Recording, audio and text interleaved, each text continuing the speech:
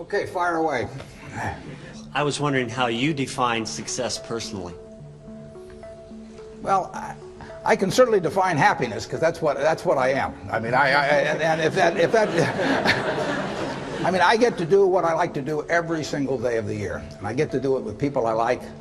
And I don't have to associate with anybody. Causes my stomach to churn. The only thing in my job I don't like, and this only happens about every 3 or 4 years, occasionally I have to fire somebody, and I don't like. That's the only thing.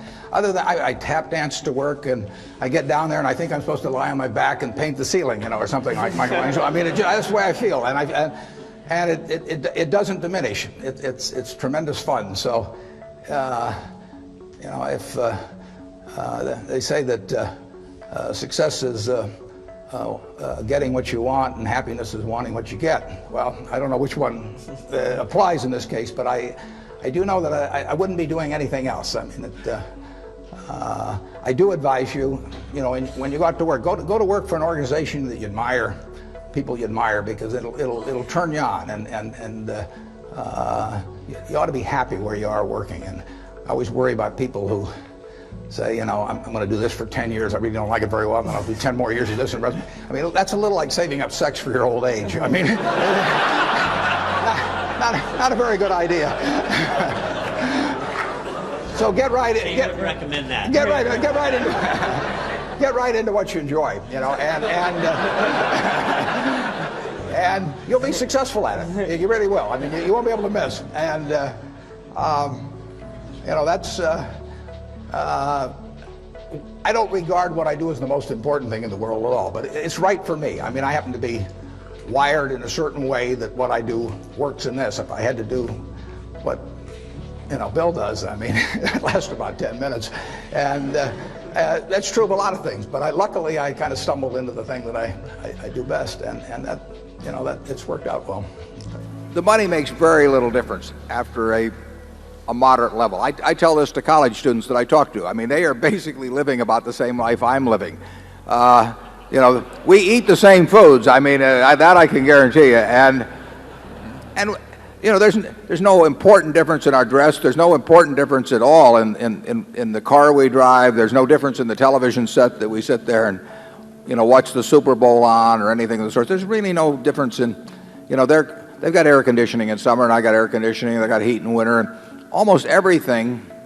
So any importance in daily life, we equate on it. The one thing I do is I travel a lot better than they do. Net jets. So the travel I do a lot easier than they do. Everything else in their lives, it just I'll switch places anytime. It doesn't make any difference. Then you get down to the things of health and who loves you. I mean there's nothing.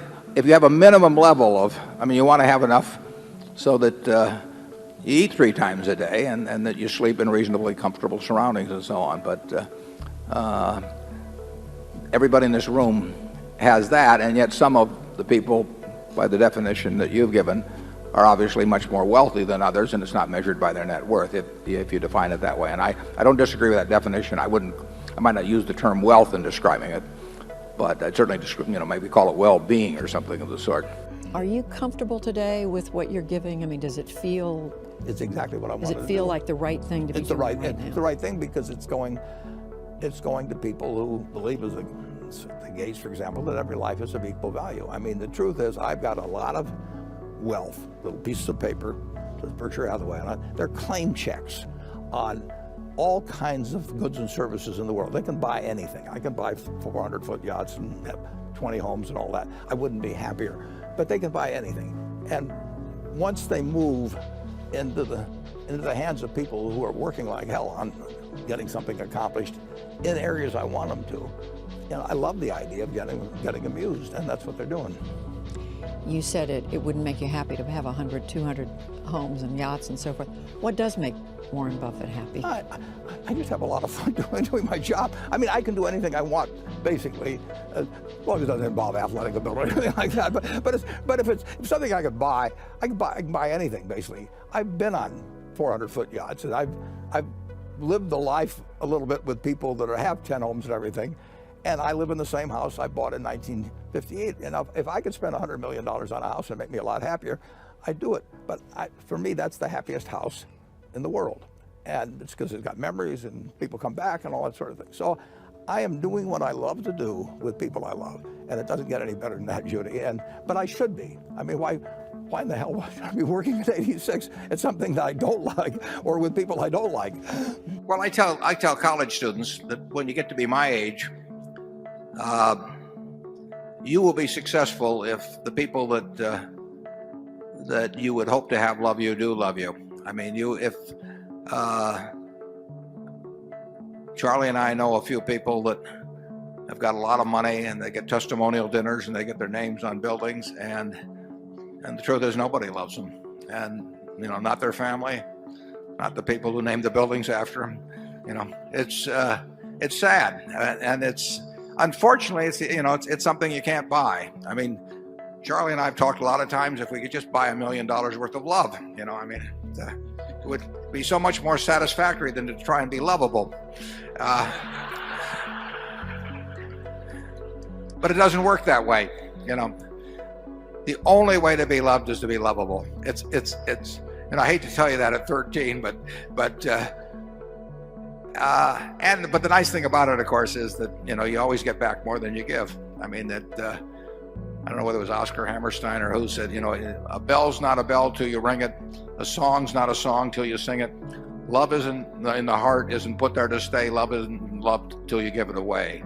And basically, you'll always get back more than you give away. And if you don't give any, you don't get any. It's very simple. I don't know anybody my age that is loved by a lot of people. We had a dinner the other night. Don Keogh was there. Everybody loves Don Keogh, and for good reason. And there's nobody I know that commands the love of people around them, people they work with, their family, their neighbors, that is other than a success or feels other than a success. I don't know how the people feel that where they know that nobody loves them, but I can't believe they feel very good. So it's very simple. You can't get rid of love. If you try to give it out, you get it back more than you've given, and it's the best thing. Charlie, what do you speak for? Well, you don't want to be like the motion picture executive in California, and they said the funeral was so large because everybody wanted to make sure he was dead. And there's a similar story about the minister saying at the funeral, "Won't anybody stand up and say a good word for the deceased?" And there was this long silence, and finally one guy stood up and he said, "Well, he said his brother was worse."